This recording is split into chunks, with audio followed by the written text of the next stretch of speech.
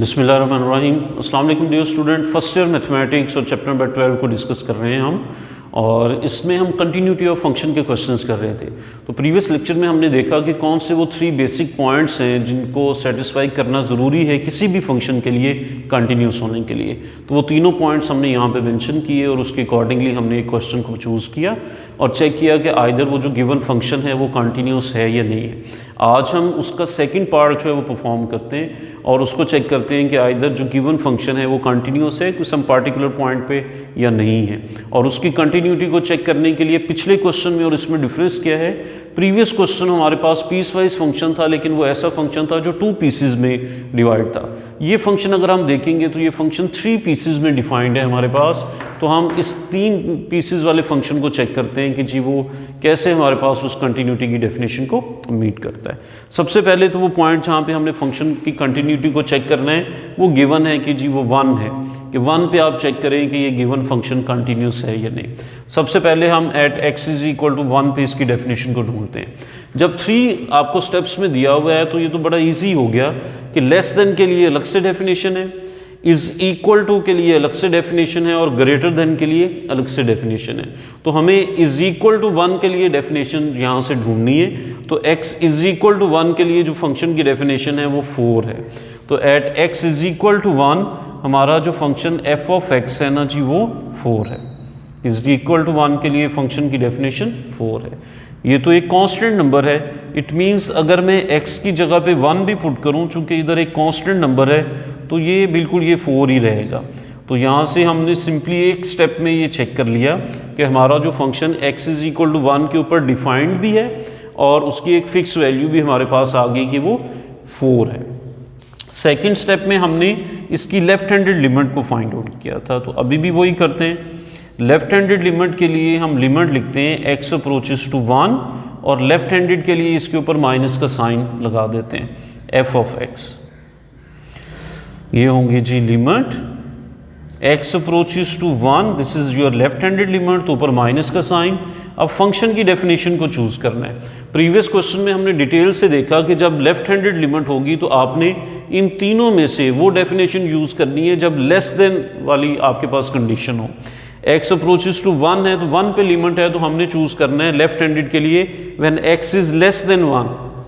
तो ये first definition है x इज लेस देन 1, तो लेस देन 1 वाली डेफिनेशन आप यहाँ पे चूज कर लें, वो है जी 3x माइनस 1। लिमिट को अप्लाई कर दीजिए यहाँ पे, जहाँ पे x है वहाँ पे 1 पुट करना है। ये माइनस का साइन जस्ट इस इंडिकेशन के लिए है कि ये लिमिट लेफ्ट हैंडेड लिमिट है। x को 1 पुट कर दें, 3 into 1 minus 1, this is 3 1 time is 3 minus 1 and this is equal to 2। So आपकी जो लेफ्ट हैंडेड लिमिट थी, इसको मैं रोमन्स में नंबर दे देता हूँ इस इक्वेशन को, ये लेफ्ट हैंडेड लिमिट हमारे पास आ गई 2। अब आप नेक्स्ट मूव करेंगे इसकी राइट हैंडेड लिमिट के लिए। सो राइट हैंडेड लिमिट की नोटेशन हम प्रीवियसली भी पढ़ चुके। ये limit x approaches to 1 right handed है तो उसके ऊपर हम एक छोटा सा प्लस का साइन जो है वो लगा देंगे, जो ये इंडिकेट करेगा कि अब राइट साइड से हम लिमिट को ले रहे हैं, और f of x। So right handed limit के लिए हम डेफिनेशन वो चूज करते हैं जब x ग्रेटर देन 1 हो, प्लस का साइन राइट हैंडेड के लिए। सो फंक्शन की डेफिनेशन कौन सी आएगी, when x is greater than 1। तो ये पहली डेफिनेशन लेस देन 1 की है, सेकंड इज इक्वल टू 1 के लिए है, और थर्ड है when x is greater than 1, और वो डेफिनेशन है 2x। तो आप फंक्शन की यहाँ पे f ऑफ x उन तीनों में से यहाँ पे चूज करेंगे 2x, क्योंकि राइट हैंडेड के लिए ग्रेटर देन वाली डेफिनेशन चाहिए। लिमिट को अप्लाई कर दें, 2x की जगह पे 1, तो दिस विल बी 2। सो ये आपकी राइट हैंडेड लिमिट आ गई। इसको रोमन्स में मैं सेकंड इक्वेशन का नाम दे देता हूँ, this is your right handed limit. अब ये जो दोनों लिमिट्स वाली इक्वेशंस हमने बनाई, इनको कंपेयर कर लेते हैं। From equation 1 and 2,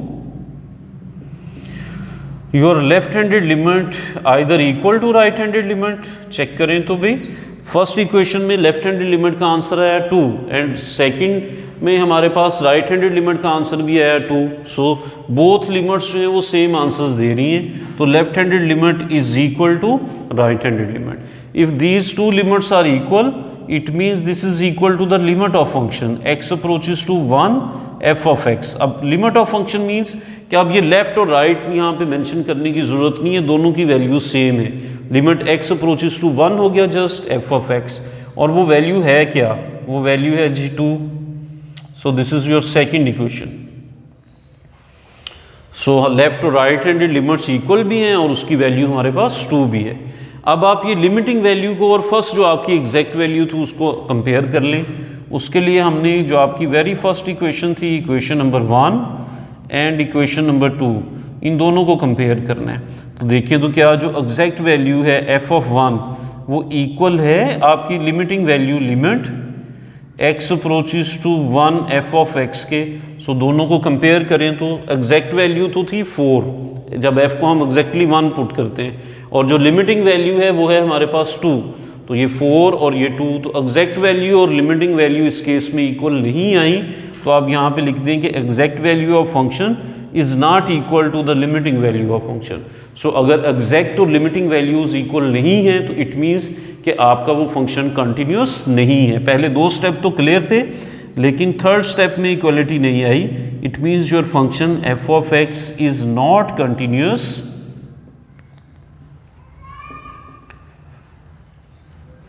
eight x is equal to c, और वो c इस केस में 1 था। तो ये function x is equal to 1 के ऊपर बिल्कुल भी कंटिन्यूस नहीं है।